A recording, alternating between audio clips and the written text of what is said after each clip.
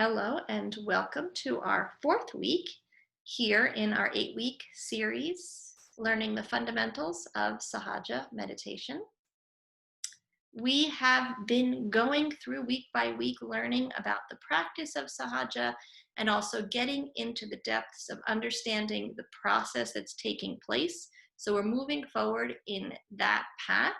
We're here in week 4. We're leaving our last week, week 8, to really focus on deepening. So we're kind of jamming a whole lot of information in these 2 through 7 weeks, learning all about the system that is working while we meditate. So I look forward to getting through that with you week by week. What we'll be doing today is learning about a developing ability that you are gaining as you're learning and deepening in Sahaja, which is known as vibratory awareness. And we're also going to do an overview of the second and third energy centers, or the Swadhistan and Nabhi Chakras. So we'll start with vibratory awareness. So as you are familiar by now, what we're doing week by week, we're spending more time practicing than talking, more time meditating, getting into that state of thoughtless awareness, which is the conducive state to really implement, activate, awaken all of these happenings within us. While we are in that conducive state, if we get into the state of thoughtless awareness, what's happening is this incredible process. And so we're going to go over that a little bit. Truly, it is an activation. It has to do with our inner energy, which is being activated.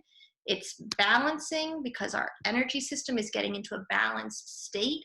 It's strengthening because each one of our energy centers has various qualities that are getting not only established but strengthened.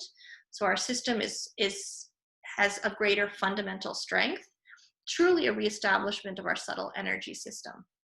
Before we start in this practice, our system's not at its optimal state. It's just not there. We're messed up. We are all over the place. Our system is out of whack. We're swinging like a pendulum in all different directions, and our chakras are a reflection of that. When our chakras are the root problem behind all of that, actually.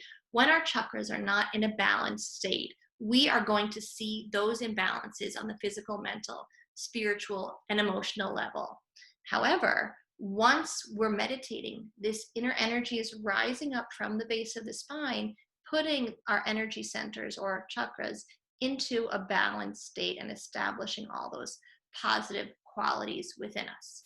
Once that's happening, while that's happening, throughout that entire process, develops a feedback, a biofeedback, if you will, which we refer to as vibratory awareness, a developing ability to actually validate that a process is taking place. So this isn't just a mental activity, a hypothesis that never gets to be proved. It's actually a living process which is going to be validated, which is going to be verified throughout the experience. So this vibratory awareness, what is that? What's really happening?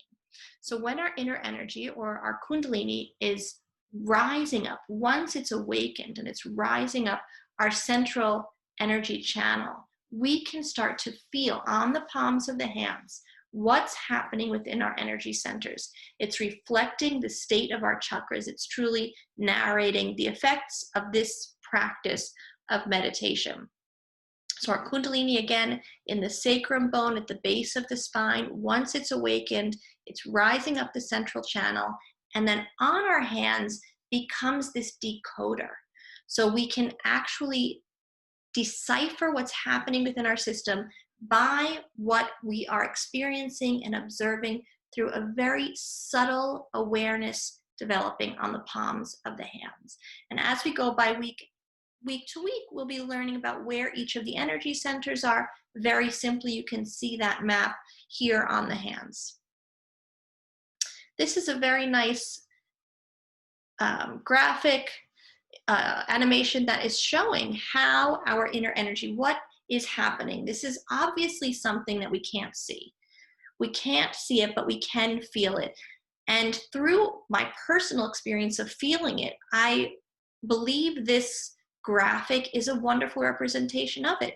What we're looking at here is we've got our sacrum bone at the base of the spine, that kundalini or coiled energy, 3.5 coils of energy in a dormant state. But once it awakens, once it gets activated, it's emerging out of that triangular bone at the base of the spine and rising up our central nervous system on this central energy channel. As it's rising up, it's rotating in a clockwise upward spiral direction. Our chakras are going to get cleansed through that process. So just by letting this living force do this living work and ultimately reaching the crown of the head, that happening known as self-realization, then reflecting on the palms of the hands, that developing awareness or vibratory awareness, just by letting this living energy do this truly magical work, we become more balanced. This is our meditation. This is by keeping our attention, our focus up and over the top of the head. When our energy centers are not in a balanced state, we're going to observe imbalances within us. And so as we go through week by week, we'll be getting more into depths into each one of our energy centers, how they're manifesting when they're not in a balanced state. What we feel on the palms of the hands when that's happening is we feel heat or heaviness. So more pressure, more weight, and more heat. Or a stagnation, nothing at all, an absence of any kind of movement. That's also a reflection that this energy center needs to get cleansed out, which is truly happening through the meditation itself. Once our inner energy is doing that work within us and cleansing our energy centers, truly just by us being in the state of meditation, giving her, as she's a feminine energy, a chance to work and nourish within us, those negative qualities are going to truly become less apparent, and we'll start to see more and more of these positive characteristics established within us. What's happening in the vibratory awareness, once our energy center gets into a balanced state, we'll feel less heaviness, so it'll be a lighter sensation, less weight, and it's going to be less heat, so cooler, a more even or cooler, very subtle vibration, almost as if that very gentle wind is blowing on the palms of the hands. And I encourage you, when you're meditating, to truly test it out. In the beginning stages, it's very easy to doubt this, and I encourage you to doubt it and to question it and to challenge it. You may think that the air conditioning is on, that there's some kind of a draft going on wherever you are. You may be outdoors, there may be wind. Meditate in all different environments so that you can truly test this hypothesis and see that perhaps at the beginning of your meditation, it feels one way. And as your energy centers get into a balanced state, you see that difference taking place. You see the reflection of this energy on the palms of your hands. The sensation of vibratory awareness, before I move forward, is best observed while in the state of meditation. So as much as we may want it to happen, force it, put everything in place so that it does happen, it happens when we take everything out of the equation, our mind, our force, our attachment to it happening, when we let all of that go and truly focus on that desire and that ultimate determination to be in this present state of awareness, that's when the vibratory awareness will develop. So that's how you're going to see it manifest. So let's get into talking a little bit about the second and the third energy centers, and then we'll have time for some nice meditation today. So our second energy center is known as the Swadhistan Chakra. It's around the area of the aortic plexus within us, the lower part of the stomach. This energy center, if we want to talk in terms of what it's governing, it is generally in that lower part of the stomach around the level of the hips. It's governing, if we talk on the physical level, our liver, kidney, spleen, pancreas. Obviously, our body, everything is not in a perfect, it isn't a perfect place, but our energy centers in some situations are going to be sharing responsibilities. So you'll see as we talk in the second and third energy center, there are some overlaps in terms of our physical being, because the second and third energy center are in the same area within the body. But ultimately, when we're talking about the second energy center, the liver, kidney, spleen, pancreas, these are all organs within us that do various jobs in terms of filtering and purifying. And if once we get into talking about the attributes of the second energy center, you'll see that is a relationship, a parallel that can be drawn between the physical side, the physical areas that are governed by the second energy center, and also the attributes as well. So the lower part of the stomach, just about at the hip level. We can feel this on our hands on the thumbs. So right and left thumb is where you're going to feel the reflection or the communication of what's happening in our second energy center. When we start talking about our imbalances, there are quite a good amount of imbalances that happen when our second energy center is not in a balanced state. Simplistically, we can talk about this chakra dealing with creativity. So when those qualities are not established, we have a lack of creativity. We may be uninspired, not able to tap into any imagination, idea about what can be manifested, kind of drawing blanks. That's often an imbalance that manifests. Our attention is also seated right here at the second energy center. So we actually have a place within us where we can recognize that all of our attention, our power of attention lies. This is actually on the right side of this second energy center. If we have this strengthened within us, we're able to focus. We can focus at things with 100% of our attention without getting easily distracted, without our mind wandering, really able to hone in on what we're doing and place all of our attention there. When this energy center is not in balance, we find that everything will distract us. Noises will distract us. Ideas will distract us. Things happening in our mind will distract us. Our physical environment or physical self will get in the way of us being able to focus right here and right now. So truly strengthening our power of attention is something that happens right here at the second energy center. If we find that we have insomnia periodically or chronically, it's all to do with our ability to focus, be settled in our attention, to not be anxious, to not be nervous, to be able to be confident and comfortable right here and right now. So anxiety and nervousness, we can tie that right here to the second energy center. So opposite, what we're looking forward to when this energy center gets into a balanced state: more attentive, more creative, tapping into that source of creativity that is absolutely accessible, inherent within each one of us, focused, inspired, not only creative, but able to appreciate the creativity around us. So appreciating aesthetics, appreciating beauty that's all around us, the love of learning, the desire to learn, the curiosity to learn, self-discipline that is part and parcel of learning, of becoming creative, of doing. This is a lot about doing actually in our lives. And so that quality of being organized can also be tied to the second energy center. So that's a lot. It's a lot. And it's an incredible center to really learn about, to observe within us, and to see those imbalances. And then once we're meditating, to watch those transform into more positive qualities. As we look at the third energy center, or the Nabhi Chakra, we'll see some overlap. This is a bit higher. It's right at the center of the stomach, around the navel area, the solar plexus within us. It's governing our digestive processes. Part of the pancreas and spleen are also in this area, but the stomach, intestines, liver, and gallbladder are all organs that are tied to this Nabhi Chakra area. When we're unsettled, when we're uncomfortable, when we're not at peace, as we get to those points, these areas within us get upset. It's very easy to have psychosomatic problems that will upset our stomach. Even if we're eating healthy, just those nerves and that anxiety and that stress, lack of settledness in our lives can make all of these areas get unsettled.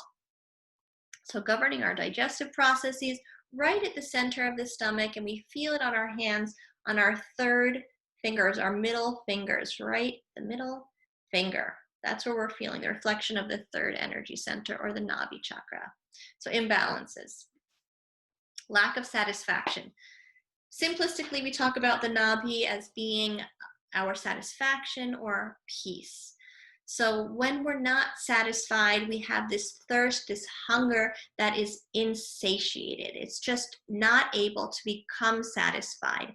So we can see how materialism is tied to that, not being satisfied, always wanting more, insatiable desires, never quite finding that we have enough, always wanting the next greatest thing. Once we've got something, we want something more. That can be on a materialistic side, it can be in our relationships, it can be in our physical environment. This can also manifest in terms of how we deal with money. So are we more stingy, more miserly? Generosity is something that develops through this Nabhi chakra, this third energy center. When we have a lack of peace, we're going to be nervous. We don't have that peace within us.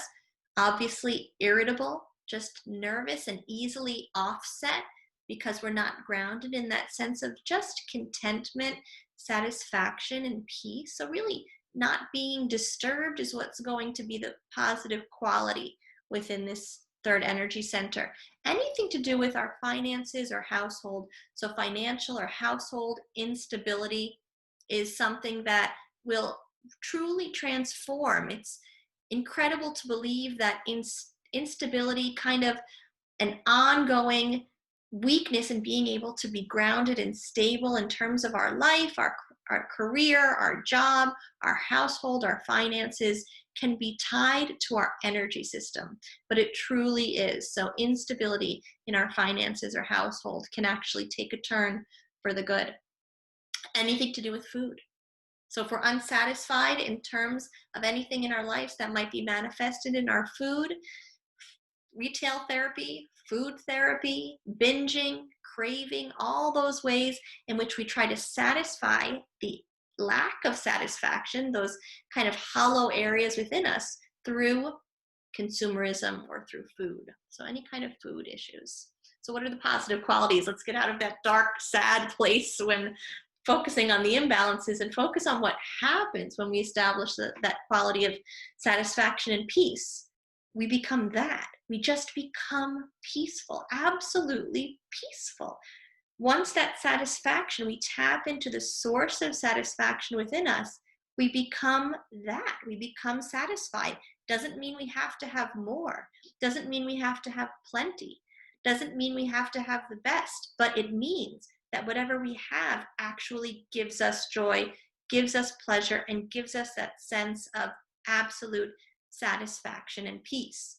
I like to look at generosity as a manifestation of that establishment of satisfaction. So once we're satisfied, once we've tapped into that feeling of being at peace, that feeling of being satisfied, generosity is a natural manifestation. It's just an overflow. Once we've got everything within ourselves, our cup overfloweth.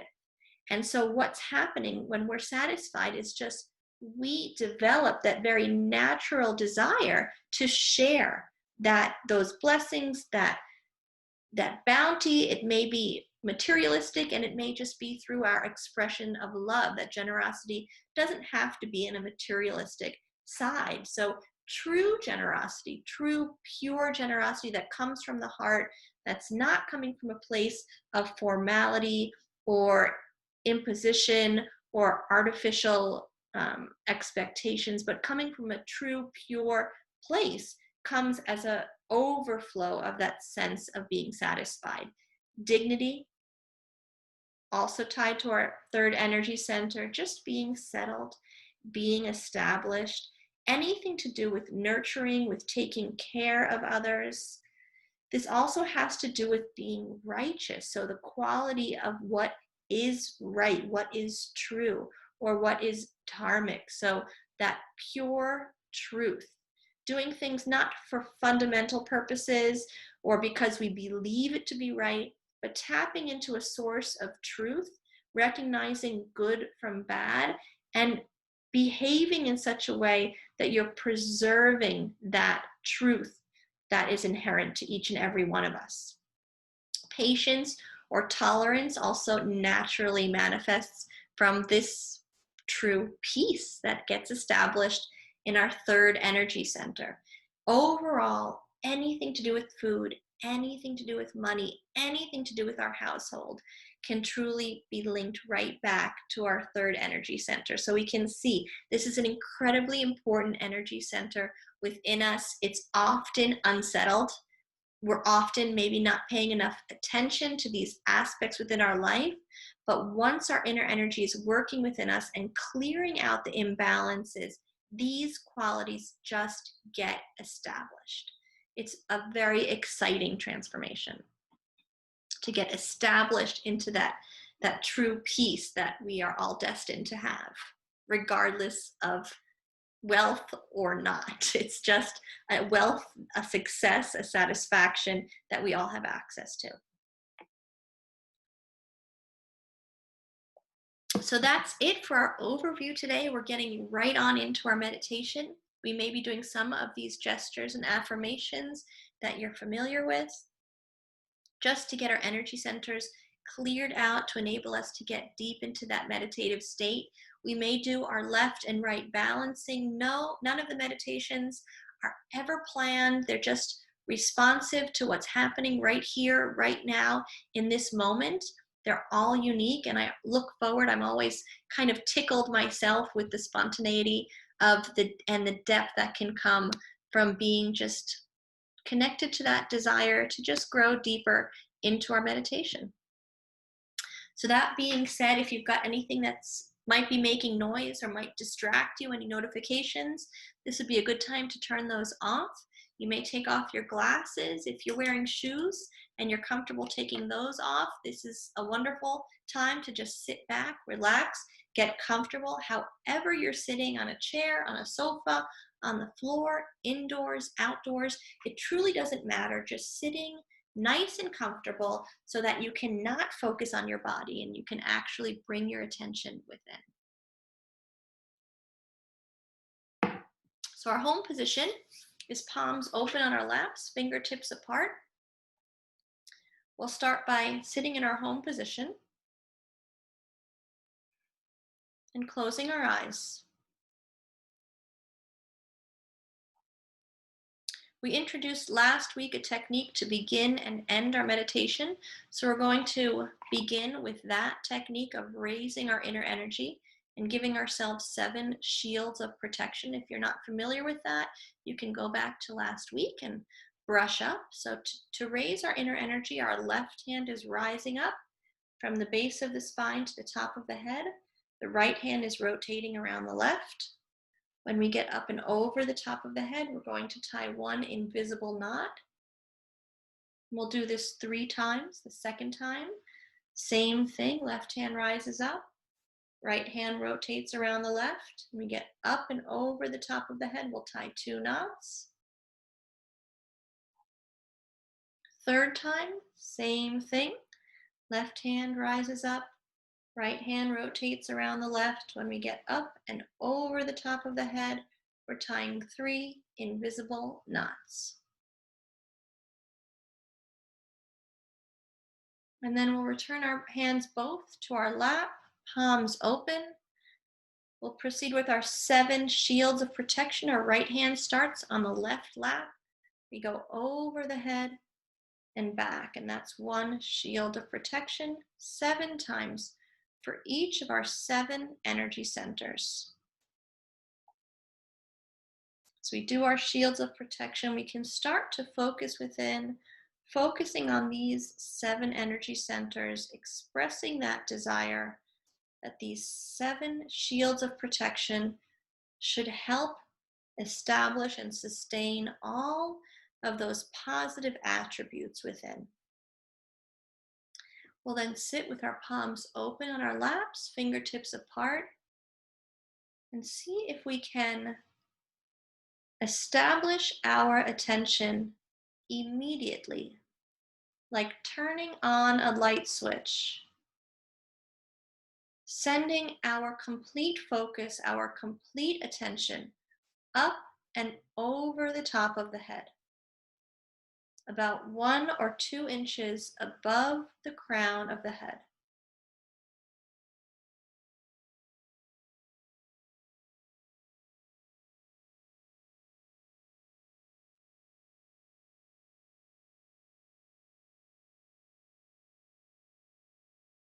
We may find this easy, or we may be struggling with our attention, with distractions, with our mental activity. To help us pass through all of those challenges, let's take our right hand and place it across the forehead. So our right hand is across the forehead. We can bend our head slightly forward, resting our head into the palm of the right hand, relaxing our shoulders, relaxing our neck, relaxing our head, focusing on this sixth energy center, and focusing on our mind with a strong desire from deep within to observe, to identify, to encourage absolute silence.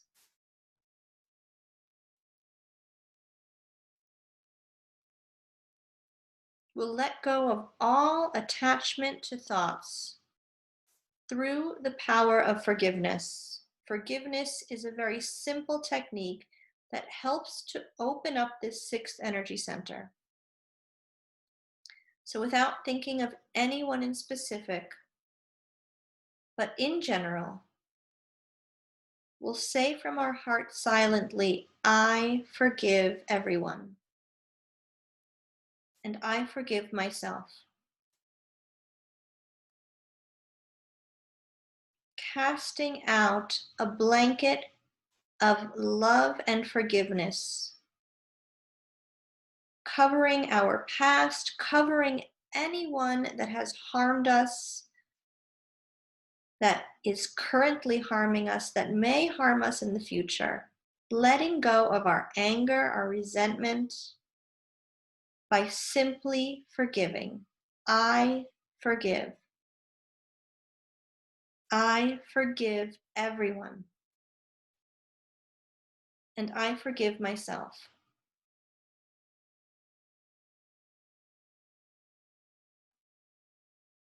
Let's bring our hand back to our lap, palm open, and see at this point if we're able to harness that power of attention and direct it from the forehead, where we typically reside,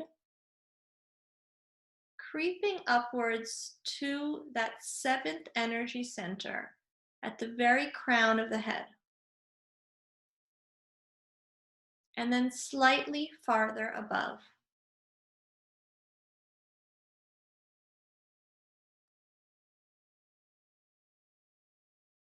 With our attention on our central energy channel, beginning at the base of the spine, rising up the center of our being and culminating at the crown of the head,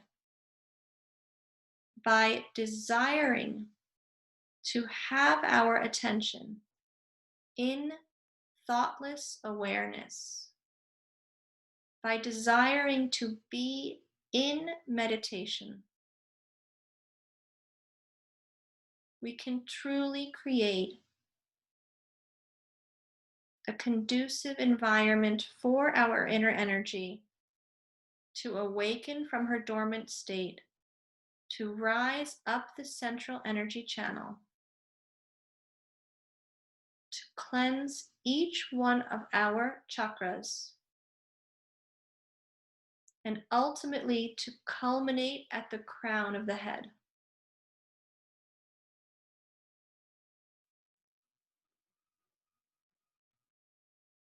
So we can connect with our attention to our inner energy, to that feminine, nourishing power within us, and express that desire from our hearts that this process begin that it become established within us, that it be easily, effortlessly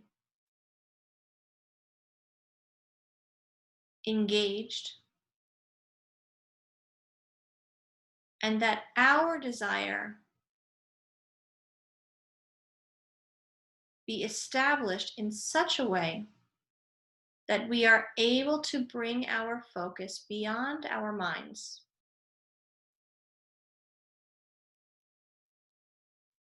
non-responsive to thoughts, non-entertaining of thoughts, paying no attention to the past or the future, but honing that power of focus to this present moment and bringing our attention up and over the top of the head.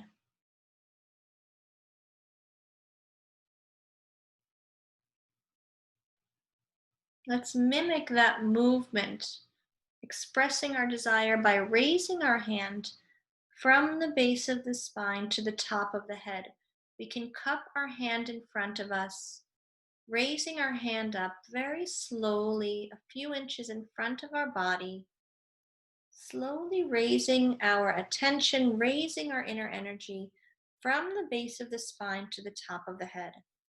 When our hand culminates at the top of the head, we can just gently place the center of the palm on the crown of the head.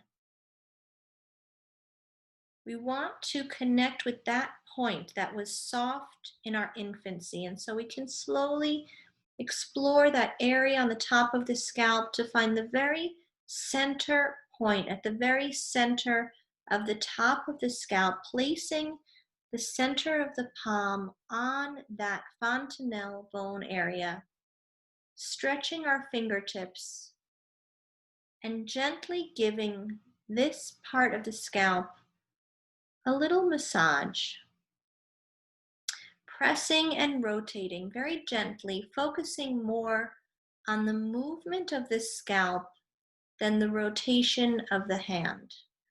So giving the head a gentle massage while expressing the desire from within ourselves, I want to experience my self-realization, that happening when our inner energy culminates at the crown of the head.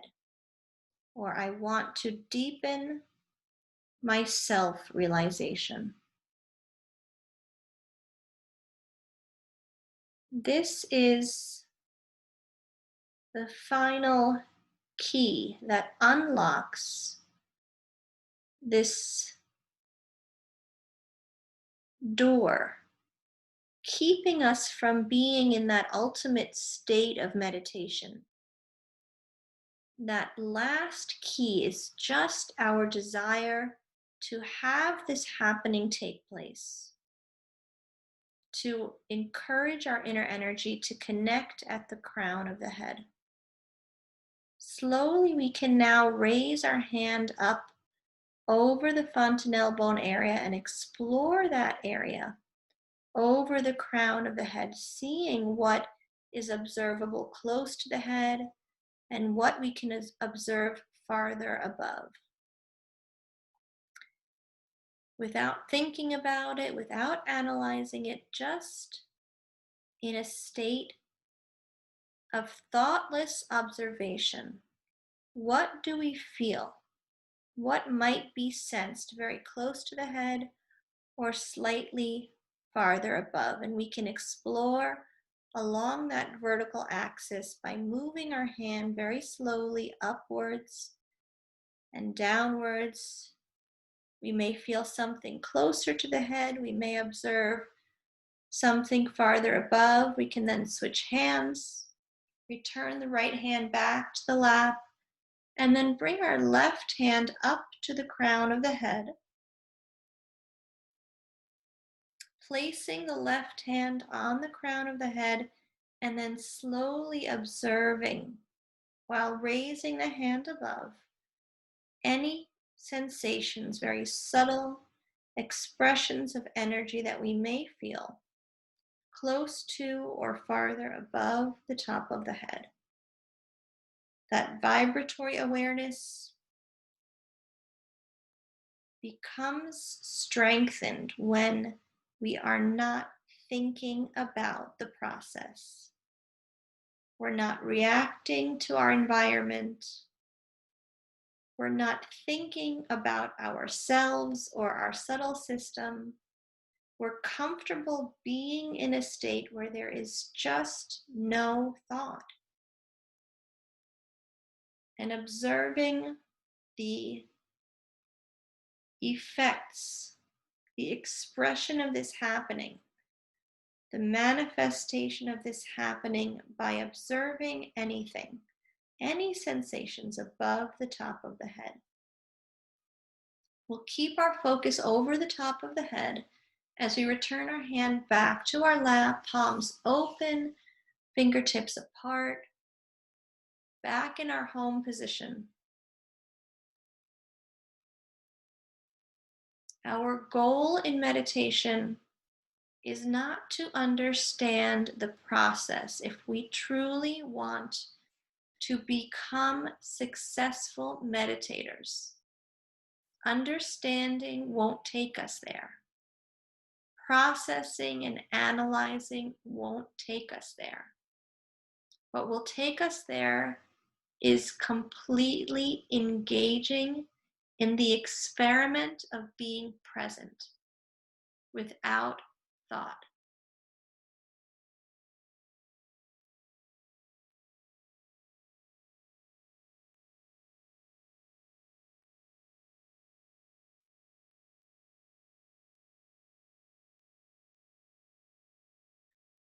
We may struggle from time to time with our mind.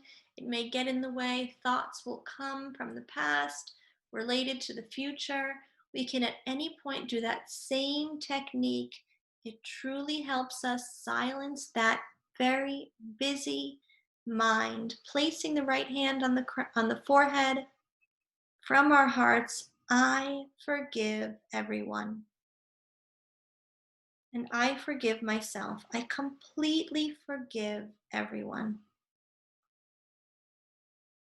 And I forgive myself.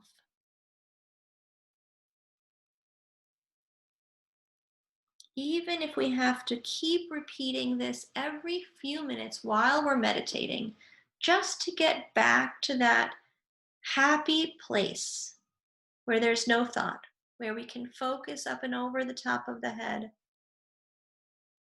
and not be tempted to get distracted.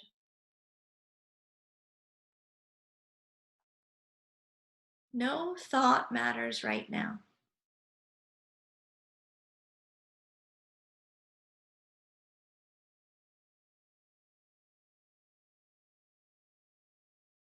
Looking for the silence, a gap in activity, an absence of activity between our thoughts.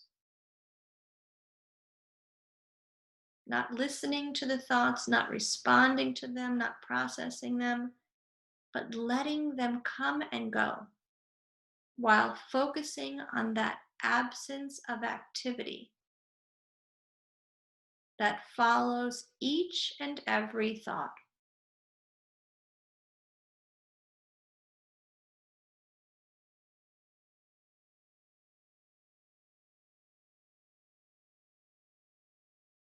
Once we identify that silence, once we've found that gap, this is where our attention wants to be. Right here, right now, in this present moment, where there's nothing to worry about, nothing to plan for, nothing to process.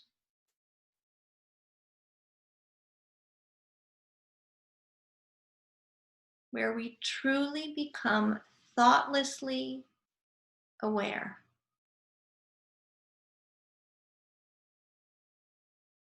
So our initial focus should be just getting there, recognizing what's getting in our way, not fighting with our mind, but just putting our mental activity on vacation.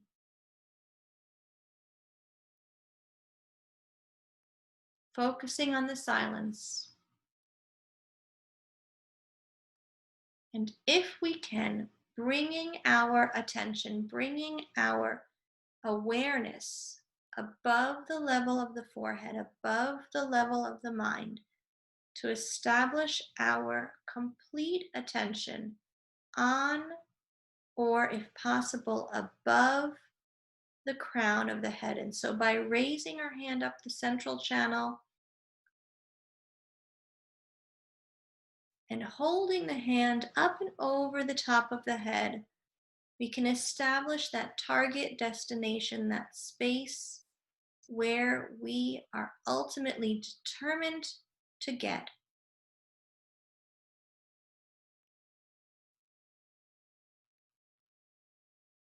Right here, right now, in this reality of the present moment. Let's keep our attention up there as we return our hand to our lap, back in our home position.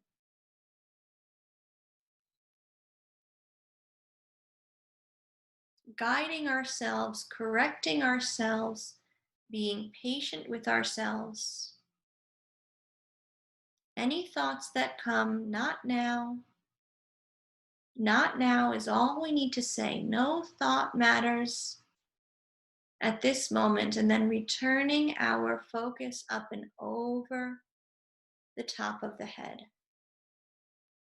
Once we're established there, once those silent gaps are extending and expanding and they're more prevalent, we can start to pay attention to the reflection of this happening on the palms of the hands and the tops of our heads. So let's bring our hands up off of our laps, holding our hands open at the level of the heart, fingertips apart, palms open, keeping our attention up and over the top of the head. Again, that vibratory awareness just can't be forced through intention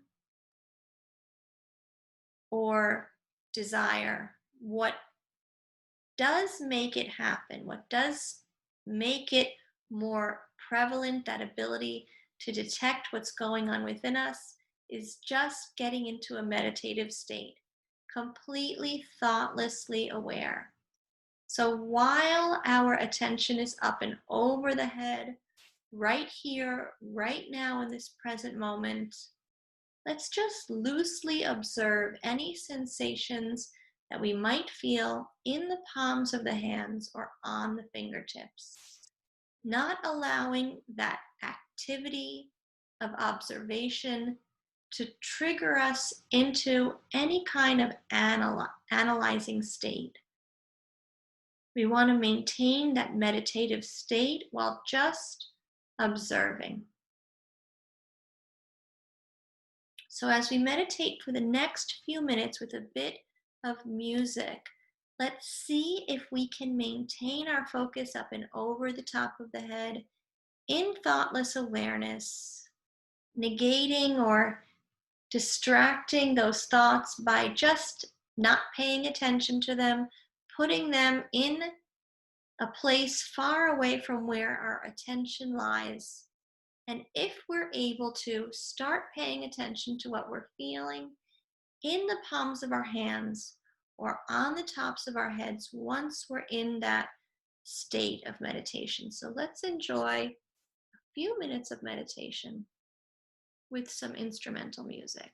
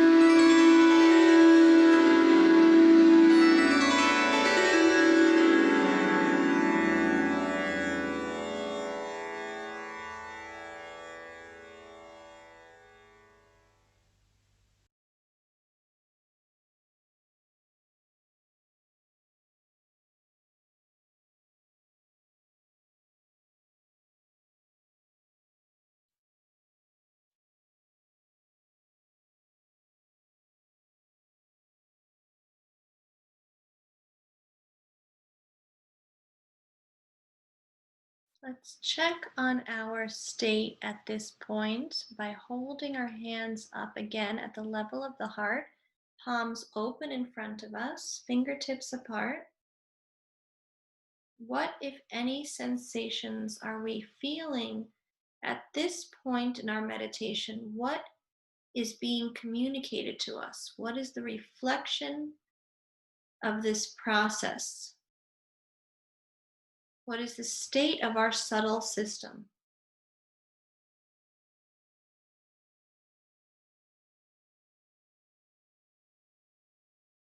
And let's finally check once again up and over the top of the head, bringing one hand up and over the crown of the head to observe how this process is reflecting what is manifesting above the seventh energy center. Do we feel it closer to the head? Do we feel it farther above? Do we feel a difference in temperature or force? And when we switch hands, how does that compare? Do we feel differently on one hand or the other? Very close to the head or farther above? Starting to decode what's happening within us is a very exciting additional layer to the Sahaja technique. But in our initial days of learning to meditate and establishing in this technique, I would encourage you not to think about what you're feeling, but just develop that ability to sense. We'll get into what it's all about, what we're feeling, what it means. But initially, let's not think about it, worry about it, or analyze it. Just establish the ability to get into that state of thoughtless awareness and then see what's reflected on the hands and above the top of the head. So let's slowly bring our meditation to an end. We'll end our meditation as we began by raising our inner energy from the base of the spine to the top of the head. Right hand rotates around the left as we get up and over the top of the head. One knot. We'll do this 3 times. The second time, 2 knots. And the third time, 3 knots. And as we're getting more and more familiar with this technique, let's try and focus within ourselves, not allow this to be a physical activity, but rather that pure expression of our desire that our inner energy rises up and becomes established up and over the top of the head. And at the end of our meditation, if we've enabled ourselves to get into that deep meditative state, we can truly desire that that state sustains, that peace sustains, that growth sustains. Now we'll do our 7 shields of protection. Right hand begins on the left, over and back 7 times. And again, at the end of the meditation, whatever we've achieved in this meditation today, let that maintain. Let that establishment not only be sustained, but let me build upon it as I progress in my meditations going forward. So let this be a completely cumulative process. Wonderful.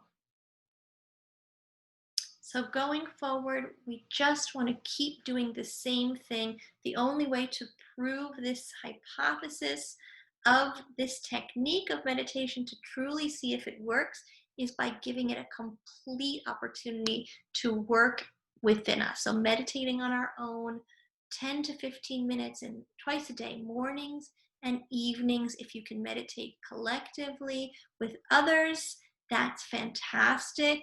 But at this point, when we're having challenges with that collective experience virtually, meditating collectively on a weekly, regular basis here or on Sahaja Online is a fantastic way to make that collective experience, which is truly a more powerful experience happen within your individual meditation.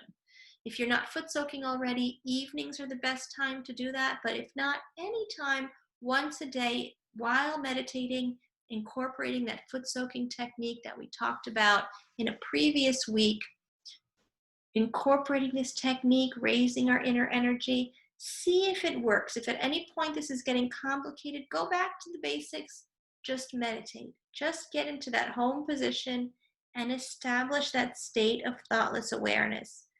But if this is helping, and I truly believe that it will help you, go ahead and incorporate that at the beginning and at the end of your meditation routine. And now one more layer. Once you've established that ability to be in thoughtless awareness, once you're establishing the ability to meditate, add that one additional layer of observing without thinking, without reacting, without analyzing. What, if any, sensations are you feeling on your fingers and on the tops of your heads while maintaining that state of thoughtless awareness, that truly incredible state of meditation.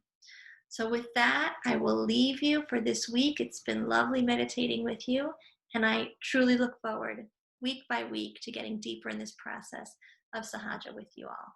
Thank you so much. Have a wonderful rest of your week. Bye-bye.